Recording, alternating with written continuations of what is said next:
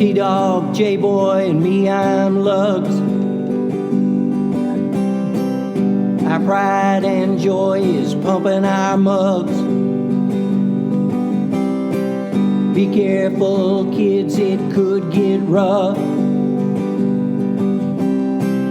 We're flipping our lids on sports and other stuff.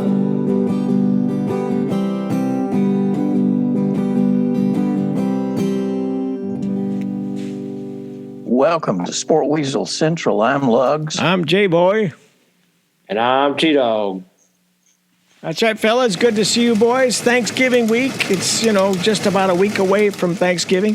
So, question for you. Why was the turkey asked to join a band? Why was the turkey asked to join a band? Anybody? Because he's got awesome drumsticks. He has... T-Dog with the winner. All right. Yes, sir. Awesome drumsticks. We're going to go with that. So it's NFL Week 10 is in the books. Good job, T-Dog. Plus these little tidbits. Patrick Mahomes told Peyton Manning he has worn the same pair of underwear for every NFL game he has played in. Wow. Okay. Yeah. That was not needed to be known. Part 2. I like this part 2. Quote, I'm going to be back with the Jets full-time real soon. The plan has always been to be back full-time right around Thanksgiving. End of quote. Aaron Rodgers told the Pat McAfee show. So we just finished up NFL Week 10. Welcome in. Lugs, how are you? Your thoughts on that or anything? Your opening salvo about underwear, Aaron Rodgers, or just football? I don't know about the underwear business. That sounds a little gamey to me. Locker rooms are typically pretty nasty smelling no matter what, but that sounds beyond what I want to put up with.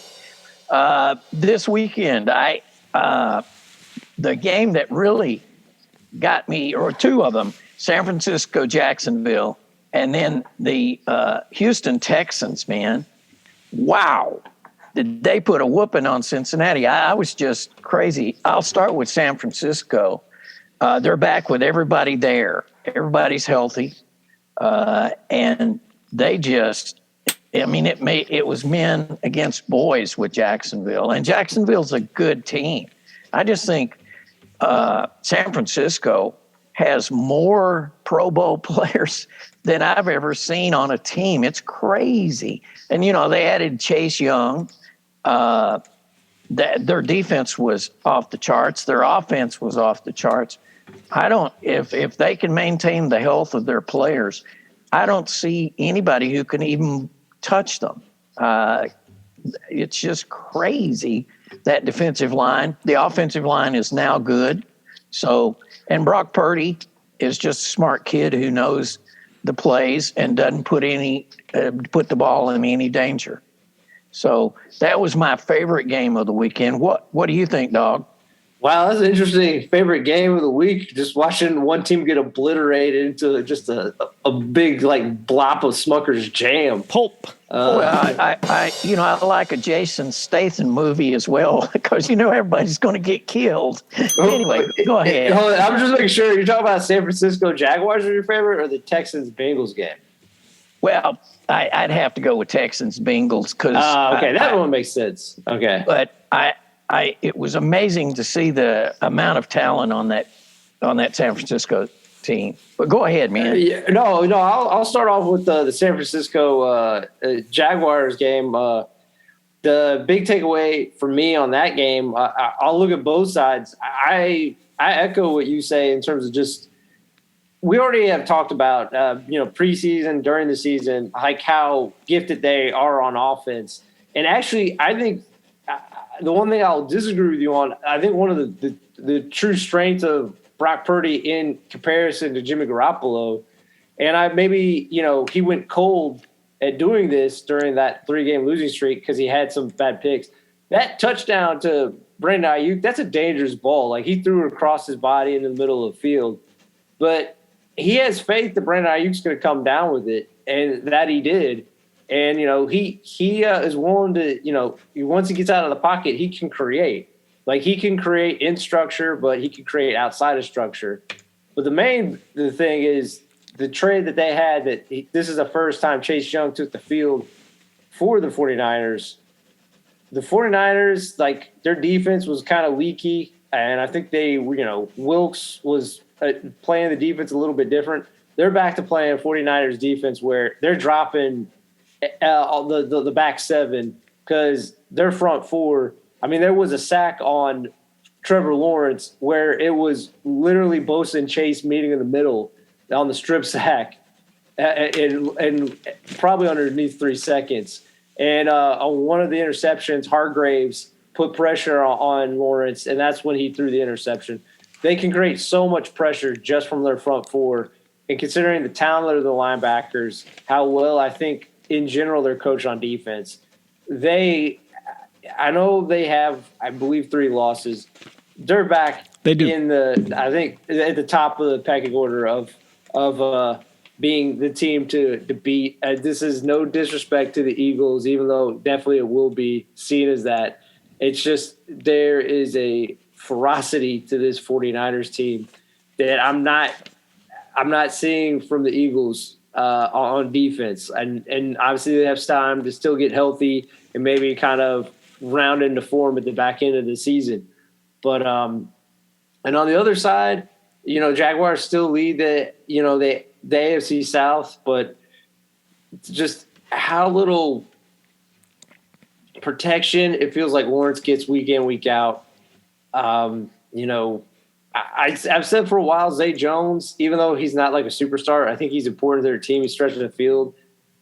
I don't think his leg's getting better, and he got arrested, and I don't know if he's going to be back with the team this year. So I think that's a big problem because Calvin Ridley, while he can play outside, I think you aren't maybe utilizing him best, using him just as the X receiver or, running deep and intermediate routes where he should be doing the full tree of short, intermediate, and deep passes. And just they don't throw across the middle.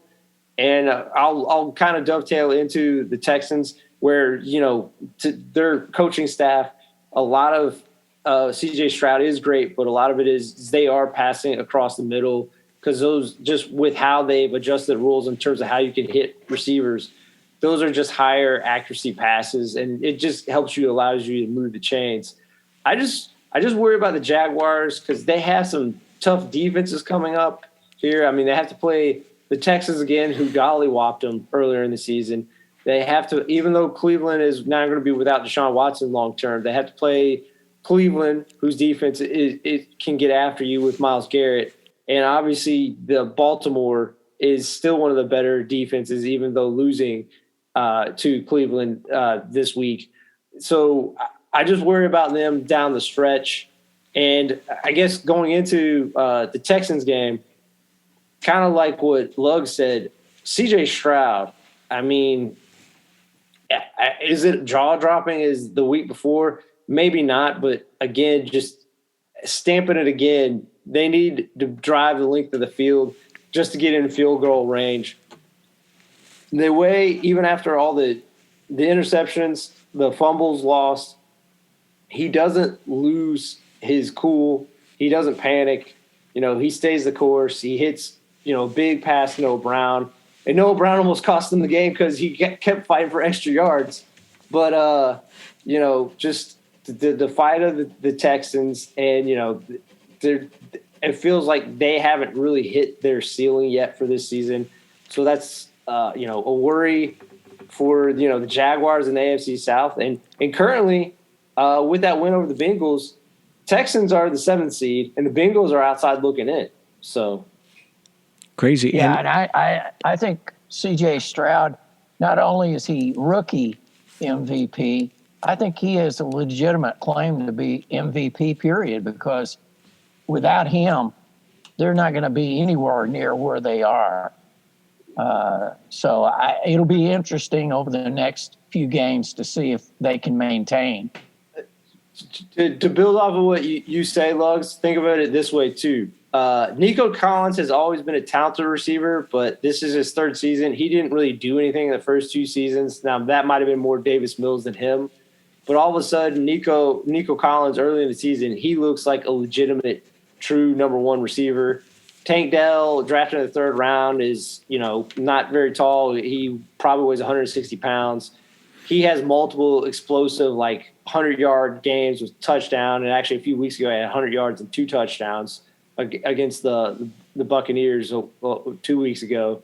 And, you look at what Noah Brown's done the last 2 weeks. Here's a guy who was the 3rd/4th receiver on Cowboys, didn't do a whole lot.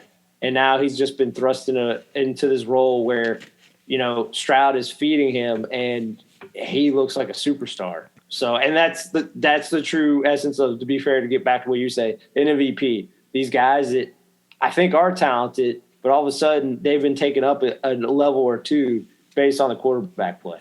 And if I rewind the tape and we go back to the beginning of the season when we made predictions, we didn't have C.J. Stroud as the number 1 rookie quarterback. I don't think. We liked Anthony Richardson better, but we probably like Stroud better than Bryce Young, I think. I was on record. I like C.J. Stroud better. Okay, strike the comment. Strike it from the record. Look,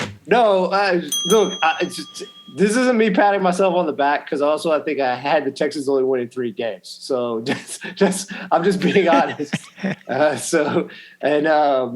I'm trying to think of what other team I was wrong on. I had a lot of teams. We got plenty of time for that. A lot of L's. Yeah. Exactly. Okay, I got a question, T-Dog. Did you leave the milk out, dude? On your counter back there, looks like your quart of milk is out. Do you want to take care of that, or are you good?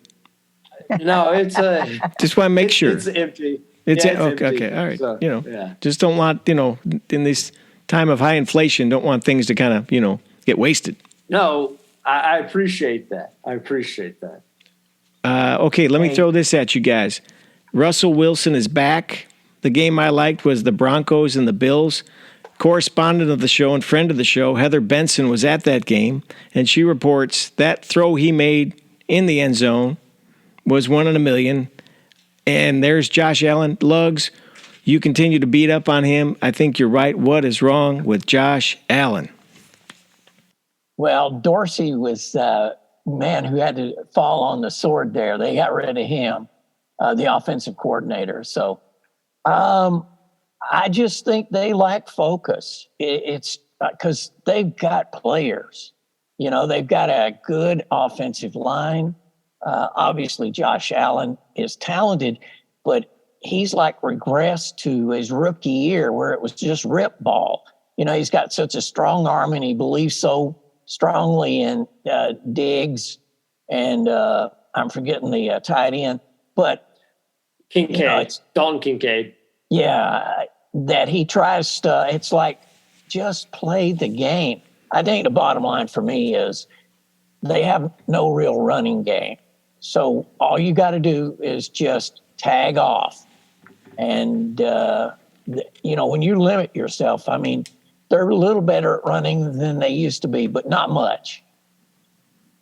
Well, to be fair to your point, the craziest thing is early on in the season, they were actually running at a fairly high rate for the first month, and then it just kind of dissipated again. And like the Bengals, they're on the outside looking in now, right? They're on the outside. They're not in the playoff picture. Yeah.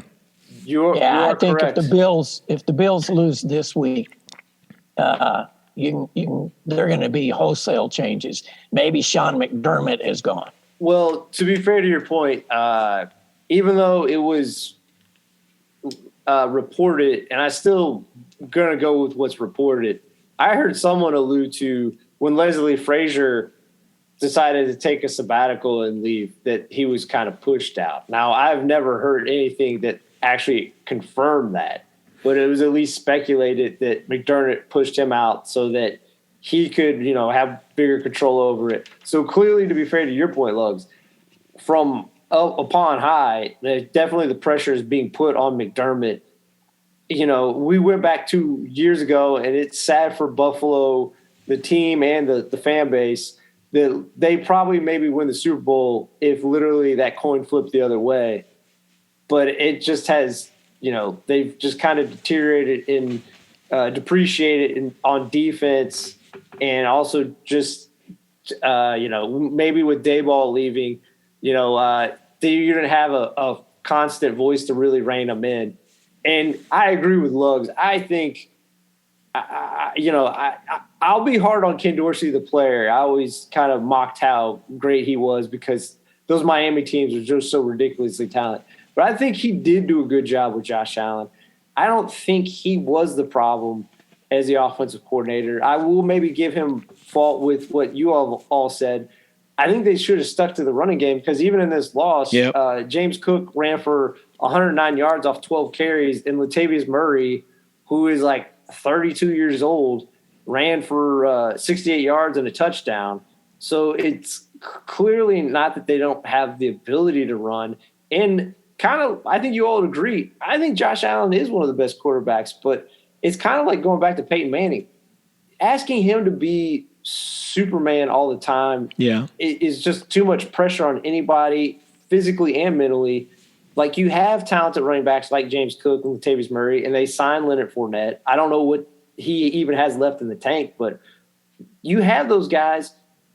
You give them like 25 carries or, close to 30 on certain games. Don't put so much on Josh Allen week after week.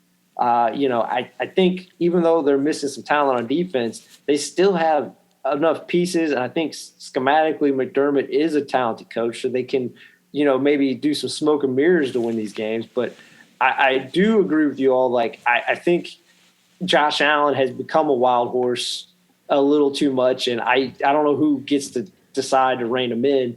He's currently leading the league in interceptions, which I know probably doesn't surprise you all, at 11.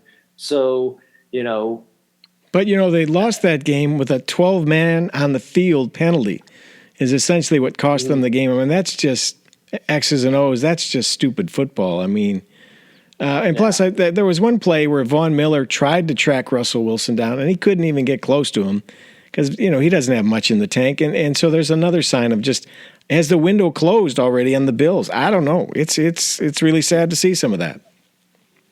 And the one other thing I just want to say, and not to say you all don't want to add anything else to this game before we close out on it, I want to give respect to Vance Joseph and a lot of the guys on those defense on Denver Broncos. Yeah. Because you go back to, I believe it was week 3, where they got absolutely railroaded by Dolphins, where they gave up 70 points. Yeah, that's right. If you look at like the last 4 or 5 games, what they've done against Chiefs in a loss, but then also in a victory, and then I forget who they played the week before, they have really rounded into form. And, obviously how bad they were historically, they're not going to be probably in the top 15. They have slowly morphed into at least league average or maybe even slightly below league average this last month. So I just want to give a credit to them. And again, like we said, has Russell Wilson turned back into the old Russell Wilson, let Russ cook? No, I don't think that guy's ever going to be,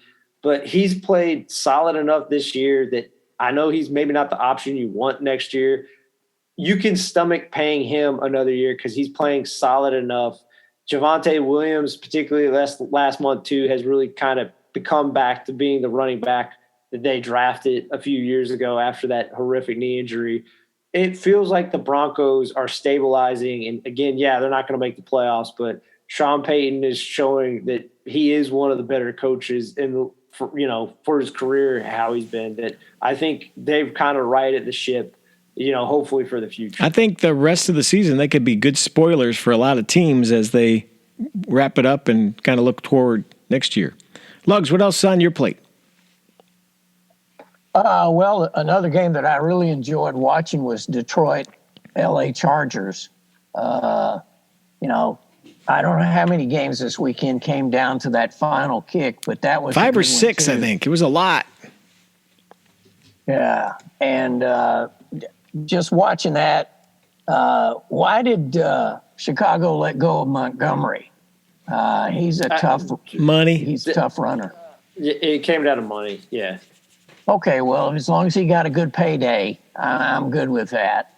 And I think they were willing to pay him a decent amount. I just think Detroit was willing to pay him a little bit more. And to be fair to him, he looked at the two situations like, I want to go to a team that looks like they're going to make the playoffs. The trajectory's going the right way. Yeah. Yeah. The bell curve. Yeah. And I was just going to say, defensively or offensively, what was that kid? Amon St. Brown or whatever. Yeah, there you He go. showed up. Amon-Ra St. Brown. Yeah, the wide receiver. Yes. He showed up really well. So, it's one of those things where I've never had a whole lot of faith in Jared Goff, but he's getting it done. Well, and speaking of MVP type seasons, there's another one to put in the conversation because he's there. Yeah. Yeah. Again, I know it's a theme we enjoy a whole lot. Here's a guy who was traded to Detroit. And remember, Detroit got not only a first-round pick for Matthew Stafford. A lot of people joke that they got an additional first-round pick for taking on Jared Goff in his contract. And, Jared Goff has rounded into form. I believe he's in the last year of his contract. He will get, another contract or an extension with the Detroit Lions. He's played too well for them to move on. And, he's definitely earned it. Like, he's earned the play. And, I know he's protected by a great offensive line. And, David Montgomery, like Luggs said, is sensational. And it's funny because you think of the archetypes of the two running backs. David Montgomery is this bigger back. He's the one that busted off a 75-yard touchdown run. And Jahmyr Gibbs gets these shorter goal line touches, to score touchdowns. So, but they have that 1-2, combo of the Thunder and Lightning that everyone likes. And Amon-Ra is, a guy that does a lot of dirty work, and is so dynamic out of the slot.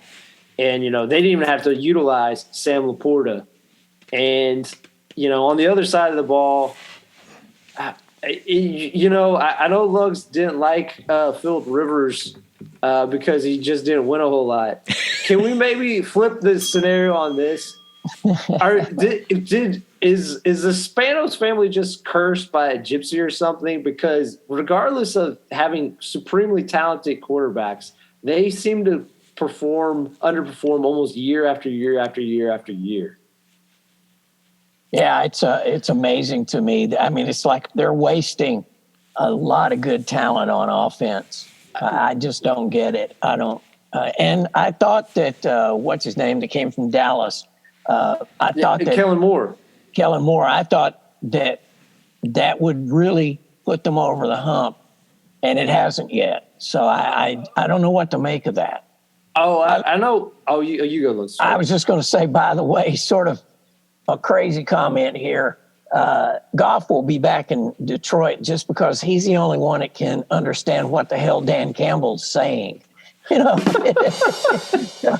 will stay there as the interpreter. Not available in stores. Get the Dan Campbell translator. Right. Online only. $19.95. Well, I think in general, I just want to say that I think Kellen Moore has done a good job. And I know we'll talk about this team maybe later today, or we brought it up before. That the one coach will probably get canned, and then their coordinator will probably be the head coach.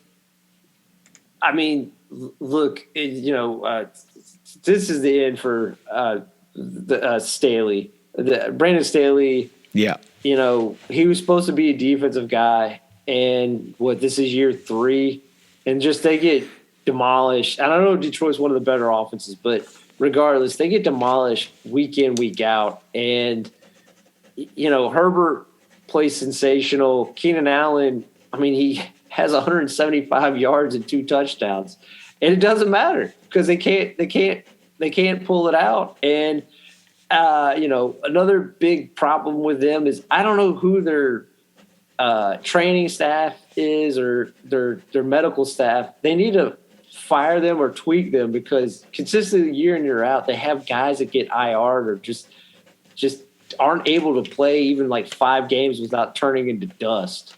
So, it was an exciting game, but I just feel for Herbert and Austin Eckler and Keenan Allen and just a lot of talent that goes to waste. It's some of their best years. And for my brother, who's a big Detroit Lions fan, I'm just happy that the Lions keep on rolling. And the Chargers have no fan base, and that's even You know what I mean? It's a bad situation overall. So you're saying Coach Staley of the Chargers is on the bubble. I would also say you mentioned McDermott from the Bills. We know that Eberflus of the Bears is on the bubble and probably going to be gone.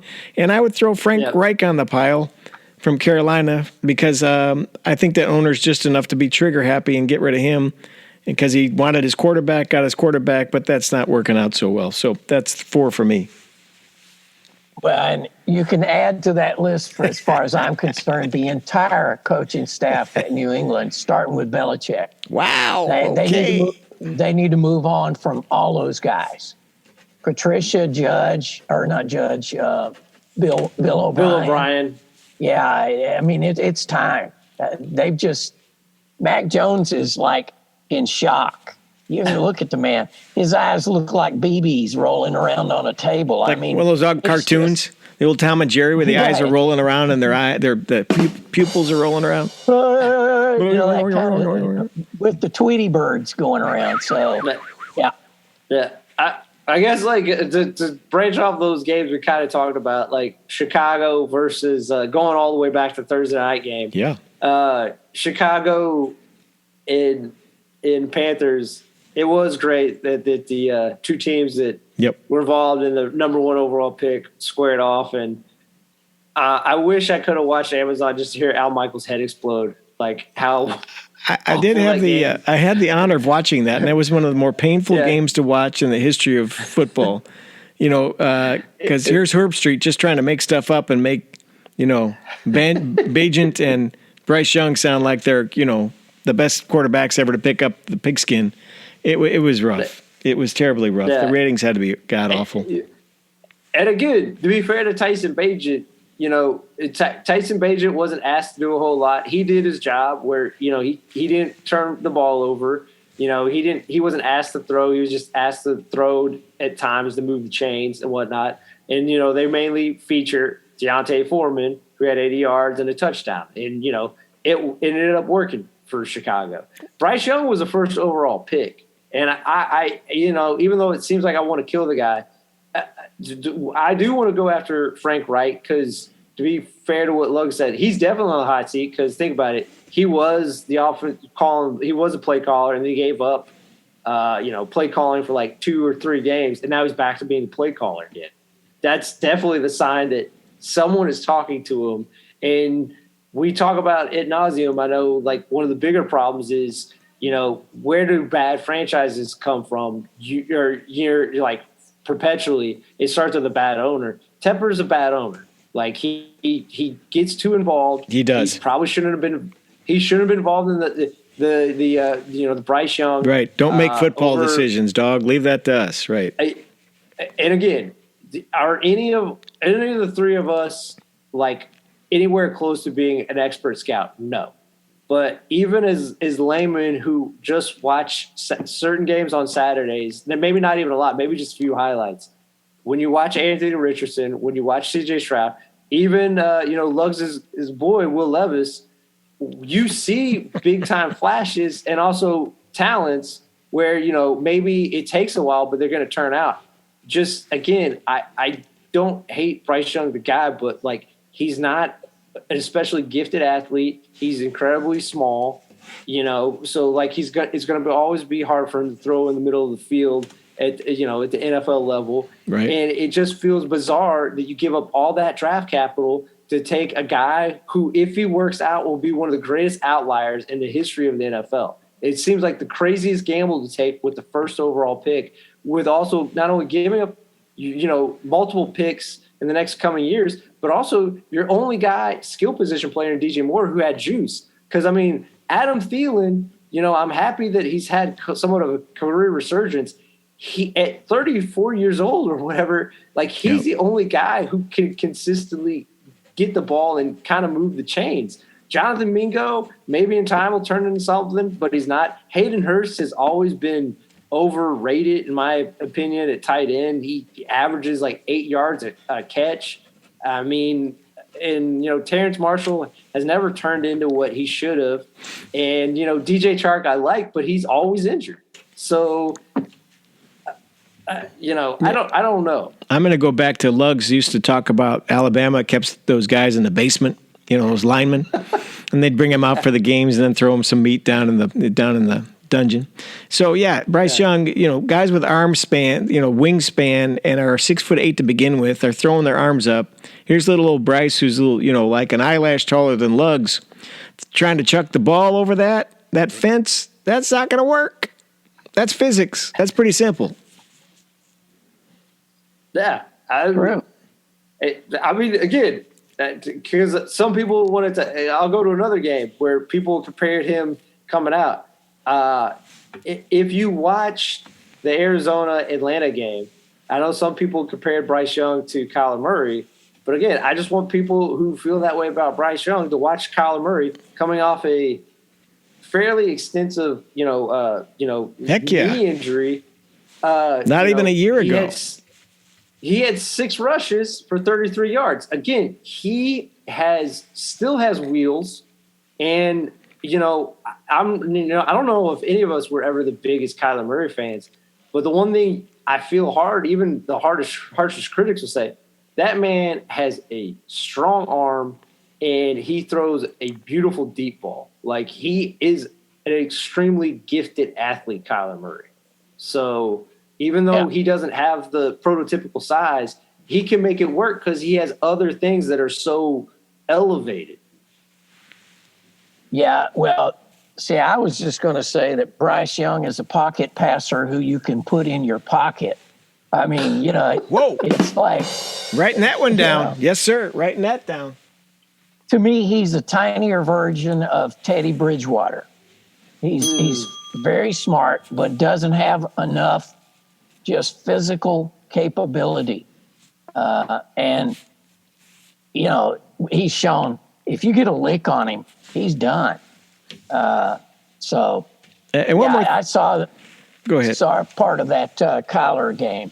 I was impressed because I went into it not wanting to like him at all just because of all the stuff we've heard about. He doesn't watch film. He doesn't do this. He doesn't do that. But the man showed up.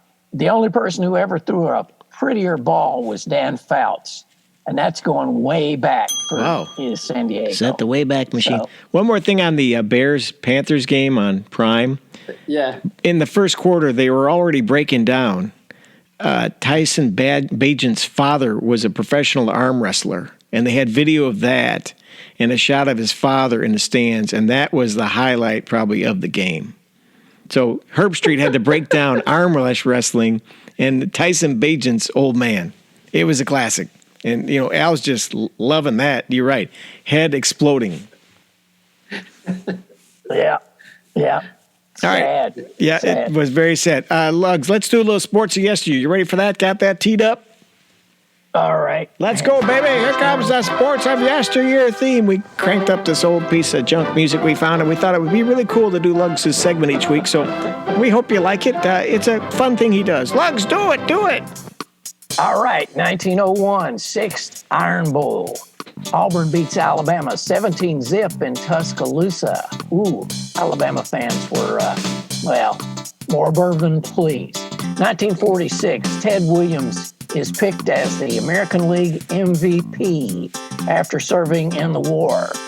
1960, Elgin Baylor of the LA Lakers scores 71 points versus the New York Knicks. No defense in that game.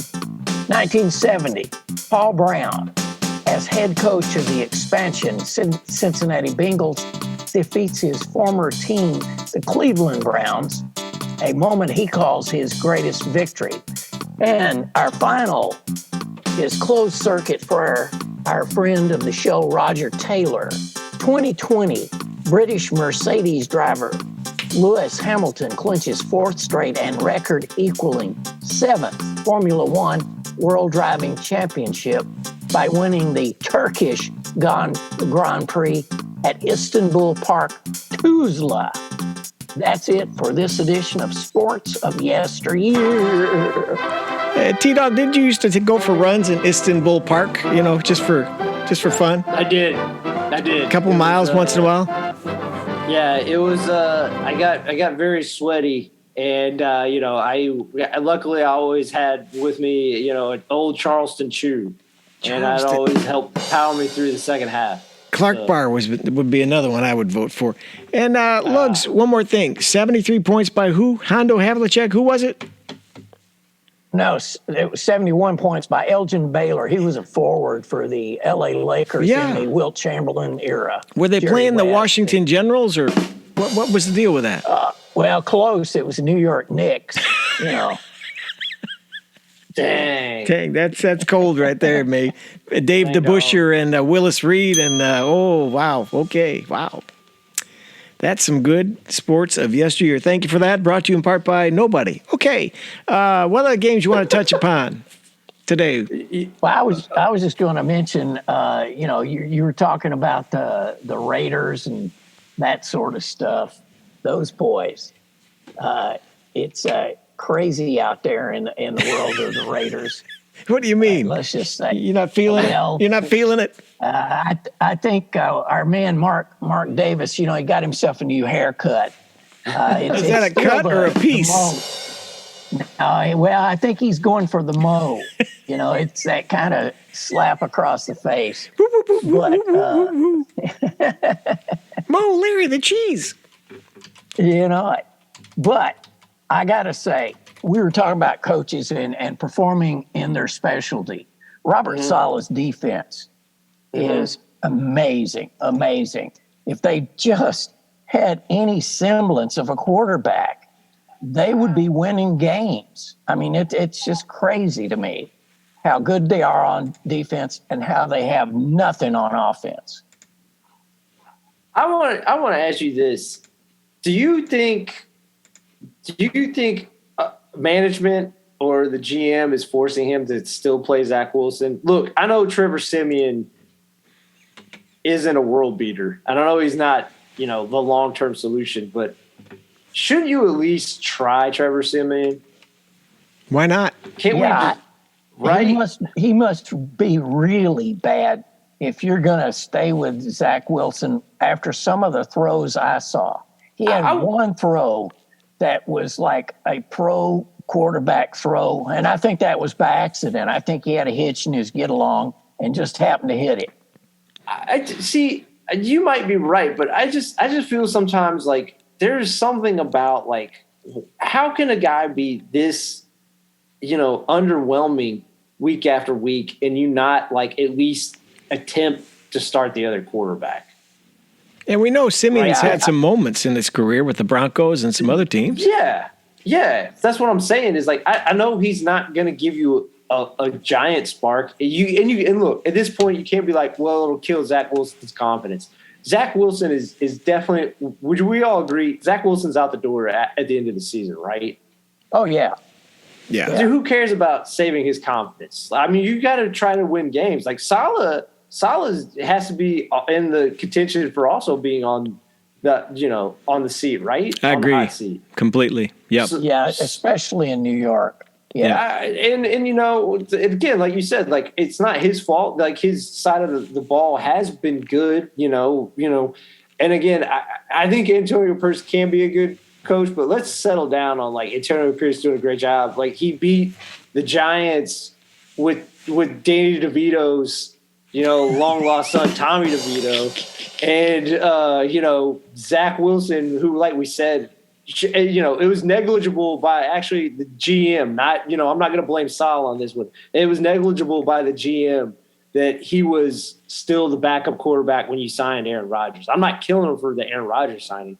No one could have predicted he would have got injured 4 snaps into the season. He's a victim of circumstance, right? Yeah, but once you make that move to Aaron Rodgers, who you only brought in because Zach Wilson was so bad, you have to be willing to spend extra money again to get a backup, because Aaron Rodgers is a 40-year-old man who's had injury problems, prior. I mean, this isn't Tom Brady. Tom Brady got injured 1 year, and besides that, he played every game. He did. So, I don't know, but again, I don't want to kill completely the Raiders, but we'll see how legitimate the Raiders are. I mean, they have the Dolphins this week. If they beat the Dolphins, then I'll shut up. And again, I'm not even saying that Antonio Pierce isn't doing a bad job. I think all Antonio Pierce is illuminating to some degree is how bad Josh McDaniels was. Josh McDummy.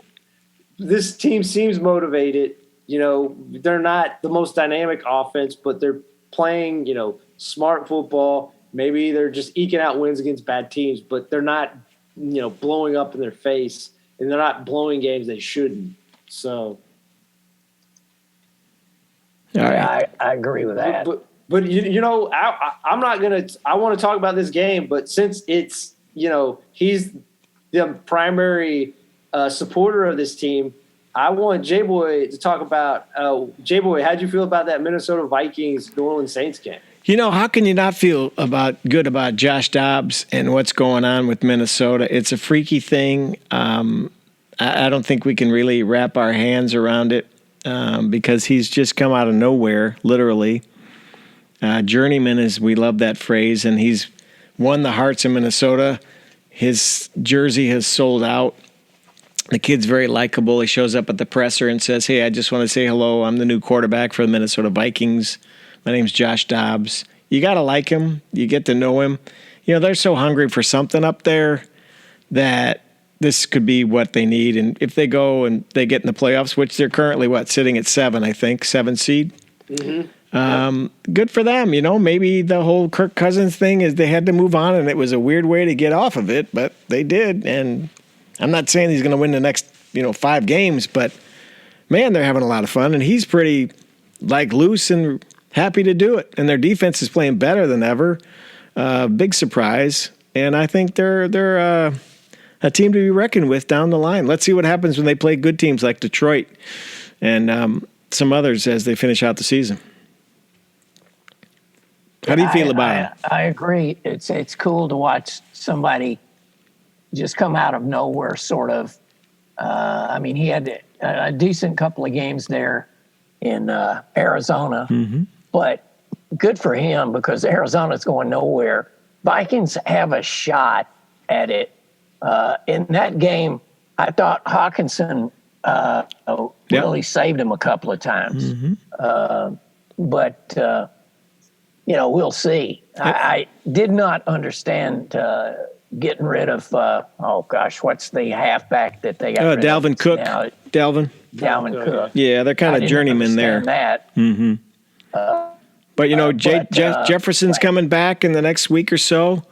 So he'll have that weapon. Yeah. I mean, they've got a lot of weapons, and, maybe they're just going to be this odd team that gets somewhere without a lot of hype, wasn't expected to do anything, and they might be there. I don't know. It's fun to watch. I think this is a very unpredictable season. I think we're learning that this year. I was going to predict, go ahead and make my wild-ass prediction here. I say Kirk Cousins ends in Carolina next year. That's what. Why would you do that to Kirk Cousins? Why would you do that to Kirk Cousins? He winds up in Carolina. That's like going to purgatory, isn't it, man? Come on. Yeah. Oh man. What do you think, T-Dog? What do you think of the Vikes? I don't. Since you talk so well about Joshua Dobbs, I don't really want to add anything to it except to say I'm really happy for him, and actually, I'm also really just happy for the Vikings. Just because I think it is one of the better, they are essentially the Lions of last year, the Vikings. They're a team that's easy to root for. A lot of things went off the rails. Their best player got injured and has been out for essentially over a month. Their quarterback, who had been playing at a high level, he's out for the year. And they make a trade, when, Giants could have made a trade for Joshua Dobbs. Some of these other teams could have made a trade for Joshua Dobbs. They didn't. They didn't give up a whole lot for him. He steps in, and he's sensational. And week 2, he looks even better. And like you said, J-Boy, maybe not this week, maybe it's next week, but they're going to get back Justin Jefferson, and that'll just add to what Joshua Dobbs has been able to do this year. And I think my main takeaway from this game is Kevin O'Connell is. I don't know if he's going to be coach of the year. Probably not, because they're going to be probably a wild card team. They usually like to give it to a team that won their division. But he has definitely proved. I mean, not to say he didn't prove his worth last year, but he's definitely proven to be one of the long-term. He's going to be a coach, I feel, in the league for a long time because he's been dealt two bad hands and he's been able to adjust. And because that's the big tenet we always talk about. You take about what talent you have and you work around it. You're not rigid and say, you got to do it this way type of thing.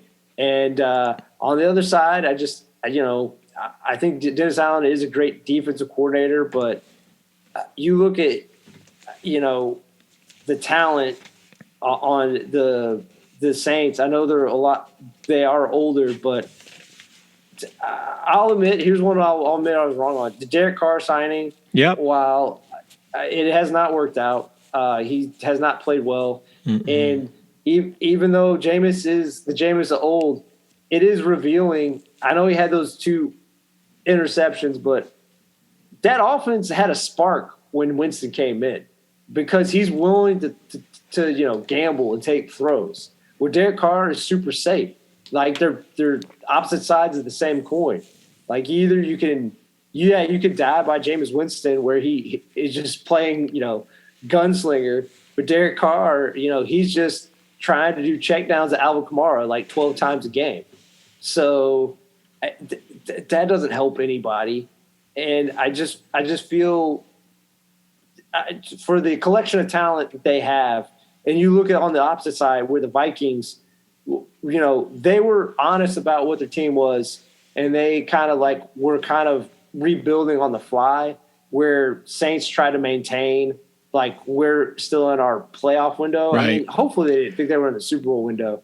But again, it just shows you, the good coaching of Kevin O'Connell, the great pickup of Brian Flores, and all of a sudden this Minnesota Vikings team is a legitimate talking point. And sure, the Saints maybe still win the division because the NFC South's so bad, but whoever comes out of that is one and done in the playoffs. So yeah, and one more thing on the Vikings. I mean, they got this great story with this Cam Bynum kid who's from the Philippines, and his wife got her visa and came in. I have a huge Viking fan in the family here, my wife, and she watches all their stuff. And okay, Lugs, throw this at you. Remember Mike Zimmer? Okay, enough said. I mean, he was like burnt toast in the locker room. Kevin O'Connell gives out these game balls, and it's like watching a movie, man. He's so, he's a good-looking young guy, former quarterback, so he's got this charisma. And it's just, there's a lot of, intangibles that are going on there that just make it kind of happen, I think. And I'm with you, T-Dog. I think he's got a chance to be Coach of the Year. I think they got a chance to make some dents. There's this great clip online where O'Connell called into play to Dobbs on that one where Dobbs ran it in the end zone. You've probably seen it where he leaps over the guy to score in the corner on the left side of the end zone. And O'Connell says, I don't know what just happened. All he did was point to some guy, and next thing I know, he's in the end zone, and that's not even the play we called. But he has already, there's this chemistry that, they've been together 14 days, and it's working. Yeah, that was what was impressive to me was essentially Dobbs in that first game took no snaps in practice. Right. I mean, he came in and just had to gut it out, and he did. But I was going to say another coach on the hot seat here. I think Brian Daboll's on the hot seat. Good point. I give it. It's tough. He's got nothing to work with. They've spent all that money on Jones, and he's a bust. Let's just go ahead and call it. He's a bust. It's crazy. So maybe that's where Kirk Cousins will end up next year. The Kirk Cousins sweepstakes by Lugs, right? Yes. I don't think so because they are in contention to be the first overall pick in the NFL draft. Because how bad Tommy DeVito is. And again, I don't know who's sitting on the street. There has to be, again, kind of like with the Zach Wilson thing. There has to be somebody who, again, I'm not going to – is it Carson Wentz? Well, no, Carson Wentz was picked up. He's with the Rams. He's the backup for the Rams now. Oh, I didn't know that he'd been picked up. Okay, yeah, good. He was picked off. So, but again, no, but you're right. I mean, I know you're not a big fan of Carson Wentz, and I understand at this point. I defended him, I'll say you were right. He was not, but at least he has talent. Like, at least he can do something. What Like, about Chase what are we Daniel? doing? Chase Daniel, he's out of the game right now. He's played 14 years. Let's get that guy back. He's working with the Athletic, but maybe if the paycheck was good enough, yeah, maybe they'd be willing to. But yeah, at least somebody who I think has the talent to do something. Maybe just run Wildcat. I mean, let's bring Boomer Esiason back. Come on. He's got some eligibility. Where's the red rifle? Where is the red rifle? he's with the Panthers. Is he the He's backup? back up with the Panthers. Yeah, he's back up with the Panthers. Okay. Because when they need to do like the quarterback sneak, they don't want to put Bryce Young's in harm's way. They bring in Andy Dalton to do the quarterback sneak. And I'm not even making that up. That's not a joke. That's crazy. You got a man who's in his 14th or 15th year trying to do the push tush, tush push. The arthritic push tush, right? Tush push, yeah. Because you're the guy you gave up all this draft capital for. You're afraid you can't take the weight of the defensive line. That tells me you realize very quickly in hindsight you made a mistake. So, but anyway, speaking of bad quarterbacks, I just want to say real quickly, Green Bay versus Pittsburgh. Wow. Steelers won this game, and they are 6-3. Another ugly game, though. Ugly. And look, I like Mike Tomlin. I'm not saying certain years he should have won Coach of the Year. My favorite is I've heard certain people say he should possibly win Coach of the Year this year. Look, I like Mike Tomlin. I say an emphatic no for this reason. He has had multiple years to watch this Matt Canada offense, and he stays loyal to this guy who cannot look. I don't think any of us were big Kenny Pickett fans, but I think he's close to ending the second year of a season, and I still don't think he's that great. That being said, I don't know because Matt Canada is so bad, and George Pickens. Like a week ago, he had a hissy fit, and he removed all his tags about the Pittsburgh Steelers. And I'm not saying I can understand George Pickens. Like, he gets paid a lot of money, even on a rookie salary, to play, a sport. But, how do you not try to get this guy the ball at least 10 times a game? How do you not try to get the ball to Deontay Johnson 10 times a game? I know they ran effectively with Warren and Harris. They ran for 183 yards against a bad Green Bay team, against Jordan Love, who, I'm glad he signed that contract before the year because he realized he wasn't legit. That's why it happened. He's rough. And and again, actually speaking of people on the hot seat, I know Luggs has always felt this way. Luggs might get his wish, like LaFleur might be gone. Because just how bad they. But I'm just saying that LaFlop. You can call him LaFlop. Oui, Mansour. And it's just like I said, I think the Steelers could maybe win a playoff game, but again, they're not getting to the AFC Championship game. Not with that guy playing quarterback. Not with Matt Canada doing the offensive play calls. If you're not willing to utilize your best player, and again, Najee Harris has played well over the last few weeks, but not Jalen Warren has been the better running back for most of the year. It took him till week 10 to finally name Jalen Warren the starter. That's what I'm saying. It's just they are so slow to make shifts, and sometimes that's right with how long they stick with head coaches and stuff. But with Matt Canada, I understand maybe giving him to the last year, but you kept him another year, and again, you're wasting some of the best years of T.J. Watt. I don't know. I don't know. It's just frustrating. I mean, I'm glad I didn't watch that game, but it's like I said, it's just some of these teams just really bother me. Agreed. What else for today? I've got one more nugget. What else? Well, I was just going to say, especially what's bothersome is even those bad games, you're going to cost you probably $100 a ticket. Oh, yeah. It's like you're spending some money to sit there and go, geez, I could have gone and seen, Pippi Longstocking at the Bijou or something. So The Bijou? what's your nugget, dog? What's your nugget? What? Nugget? Oh, You said you had one more nugget. Oh, I got it. Oh, sorry. Gentlemen, the 110th Grey Cup champion will be crowned in Hamilton, Ontario, Sunday night at Tim Hortons Field as the Montreal Alouettes and Winnipeg Blue Bombers. What's a Blue Bomber? Fight for the CFL title. Lugs, are you going to live stream this on CFL Plus? I've watched a couple of those games. It's pretty fascinating because it's like a jailbreak on offense. Anybody can run anywhere they want to. It's wider field, longer field, so it's kind of funny to watch it. But it's almost like they couldn't quite accept American football. They had to make it sort of like soccer. So it's the 110th Cup. They've been around for a while. It's not like it's new. Who do you like in the game, Montreal or Winnipeg? I'm going for the Blue Bombers just because, you can? Blue Bomb. How about you, T-Dog? Who do you like in that one? I'm gonna also go with the Blue Bombers. I would like to think that they're like bomber jackets that someone actually accidentally put in like a different type of wash and they ended up with like a navy color. And that's where the name comes from. I like it a a lot. It's a very popular piece of fashion in up north.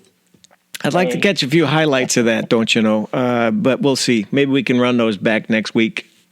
All right, that'll do it, I guess, on this edition of Sports and Other Stuff, brought to you in part by this week, Henry Lawrence Clothier, where the models buy their clothes. There are many locations throughout the metro, including Woodfield Mall. Stop in and ask for our guy. His name is Fish. And this week marks the birth of the gruff actor Ed Asner, famous for his role as Lou Grant on The Mary Tyler Moore Show. To celebrate, Fish is hosting a full afternoon of MTM trivia and anecdotes with surviving cast member Valerie Harper, who played Mary's best friend Rhoda. Merch from the show will include mugs, sweatshirts, and cookbooks from the show's man-crazy cook, Sue Ann Niven, played by Betty White. Entry fee is $20, with several desserts from Sue Ann's recipes. All proceeds will benefit the upkeep of Ed's final resting place, the tombstone of which is inscribed with Mary's famous phrase, "Oh, Mr. Grant, come on down." Mary!